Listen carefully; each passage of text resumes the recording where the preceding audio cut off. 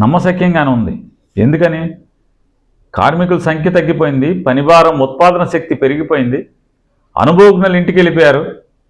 అనుభవ రాహిత్యం, అనుభవం లేనటువంటి తక్కువ జీతానికి పనిచేస్తారు, ప్రొడక్షన్ కాస్ట్ తక్కువద్దని చెప్పేటువంటి కక్కుర్తి ఆలోచనల మూలంగా యాజమాన్యం తీసుకున్నటువంటి ఈ నిర్ణయాల వల్ల ఇంతమంది కార్మికుల్ని యాజమాన్యం మాత్రమే పొట్టన పెట్టుకుందనేది ఇవాళ ఎవరైనా మనందరం కూడా అంగీకరించి తీరాల్సినటువంటి అంశం. ఇవాళ మరియు కార్మికులందరూ కూడా, కార్మికుల కుటుంబాలు కానీ లేదా కార్మికుల లోకం కానీ, వారితో పాటు ఉంటే సహచార కార్మికులు కానీ, శోక సందర్భంలో వాళ్ళు ఉంటే రాష్ట్ర ప్రభుత్వం నుంచి వెళ్ళినటువంటి మంత్రులు వాళ్ళని ఓదార్చి వాళ్ళకి స్థైర్యాన్ని, ధైర్యాన్ని ఆ కుటుంబాల్లో, సాటి కార్మికుల్లో నింపాల్సినటువంటి బాధ్యత, గురుతర బాధ్యతతో వెళ్ళినటువంటి రాష్ట్ర మంత్రులు వాళ్ళు వెళ్ళి అక్కడ ప్రవర్తించినటువంటి తీరు చూస్తుంటే అసలు సంస్కారం మర్చిపోయారా?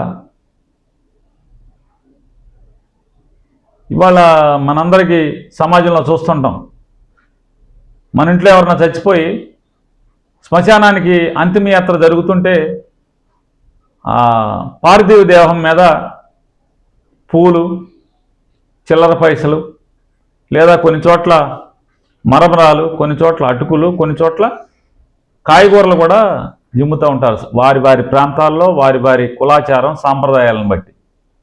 విశాఖపట్నంలో చిల్లరతో పాటు పూలు జిమ్మేటువంటి సాంప్రదాయం ఉంది.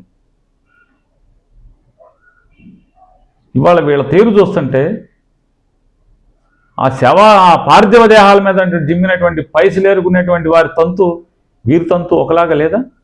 వారి మనస్తత్వం ఇంత నీచంగా ప్రవర్తిస్తారా? ఏం చేయాలి? మీరేం చేద్దామని వెళ్ళారు? మీ పాత్ర ఏంటి? మంత్రుల పాత్ర ఏంటి? మంత్రుల బాధ్యత ఏంటి? పోయిన ఇంట్లో గుండాకి చచ్చిపోతే వేరు, మామూలుగా మిమ్మల్ని ఎవరు ఏం ప్రశ్నించరు. కానీ అక్కడ యాజమాన్య బాధ్యత రాహిత్యం, యాజమాన్య కక్కుర్తి వల్ల, కాస్ట్ కటింగ్ అనేటువంటి తప్పుడు ఆలోచన మూలంగా పనిభారం పెరిగి ఇవాళ అసూలు బాస్తే 8 మంది మనుషులు చనిపోతే ఏం చెప్పాలి? మీరు ధైర్యంగా ఉండండి, మీ ఇంట్లో మరణించే వారిని మేము తీసుకురాలేం, మీ కుటుంబాలకు మేము అండగా ఉంటామని చెప్పాల్సింది పోయి ప్రమాదం జరిగిన చోట మాట్లాడతారు. ఎందుకు మాట్లాడరు? మనసు గాయపడ్డ వాళ్ళు, మనుషులకు ఎవరి కుటుంబాల్లో ఎవరి స్నేహితుడో ఎవరి ఆత్మీయుడు చచ్చిపోతే వాళ్ళు బాధతో మాట్లాడతారు. ప్రభుత్వంలో ఉన్నటువంటి వారు బాధ్యులు ఎవరో ఏం చేయాలి? అన్నీ విని రావాలి, వాళ్ళ ఆత్మ ఘోష వినాలి, వాళ్ళ బాధ వినాలి, ప్రతిదీ ఓర్పుతో ఓర్మితో వినాలి.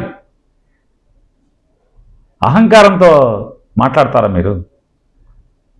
ముఖ్యమంత్రి గారు అబ్బాయి అయితే మాత్రం అహంకారాన్ని చూపిస్తారా?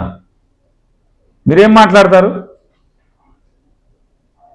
ముఖ్యమంత్రి గారు అబ్బాయి గారు ఏం మాట్లాడతారు? మీ ఇంటి వాళ్ళు చచ్చిపోయారా అని అడుగుతారు. మరి మీరు అధికారం లేనప్పుడు ఏ చావుకైనా వెళ్ళి మీరు ప్రశ్నించినప్పుడు వాళ్ళు మీ ఇంటి వాళ్ళు చచ్చిపోయారని వెళ్తున్నారా? మీరు ఇవాళ ఏం చేద్దామని వెళ్ళారు? మీ ఇంటి వాళ్ళు చచ్చిపోయారని వెళ్ళారా? మీ ప్రభుత్వం నుంచి, రాష్ట్ర ప్రభుత్వం నుంచి చిల్లి కాని ఇవాళ ఏమన్నా ప్రకటించారా మీరు? రాష్ట్ర ప్రభుత్వం నుంచి నయా పైసా ఏమన్నా వాళ్ళ కుటుంబానికి అండగా ఏమన్నా చనిపోయిన వారి కుటుంబాలకు ఏమన్నా ప్రకటించారా? 25 లక్షలు మీ పుణ్యమా?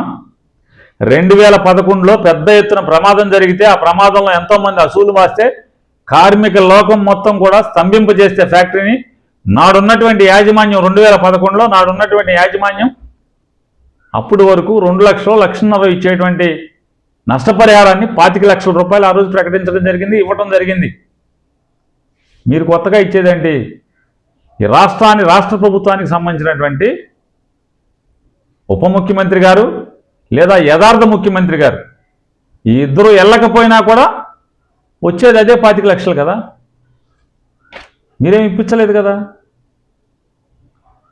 కొత్తగా మీరేమి ఇప్పించలేదు కదా, మరి మీకెందుకు ఈ అహంకారం? ఎందుకు ఈ శవాల మీద డబ్బులు జిమ్మినటువంటి పైసలు ఏరుకునేటువంటి మనస్తత్వం? తప్పు కదా. నోరు ఎంత కంట్రోల్లో ఉండాలి అధికారంలో ఉన్నప్పుడు? ఏం మాట్లాడతారు? మీ ఇంట్లో వాళ్ళు చచ్చిపోయారా అని. నేను గట్టిగా అడుగుతున్నానండి. ఇచ్చినవి మీరు ఉద్యోగాలు ఇచ్చామని చెప్పి మాట్లాడుతున్నారు. అవి పర్మనెంట్ ఉద్యోగాలా? అన్ని కాంట్రాక్ట్ ఉద్యోగాలే కదా రేపు ఇవ్వబోయేది. అది కూడా స్టీల్ ప్లాంట్లో కాంట్రాక్ట్ కదా. అది ఉంటుందా ఊడద్దా భగవంతుడు తెలియాలి. ఆ స్టీల్ ప్లాంట్ ఉంటుందా ప్రైవేట్గా అయిపోద్దా అనేది భగవంతుడు తేలాలి.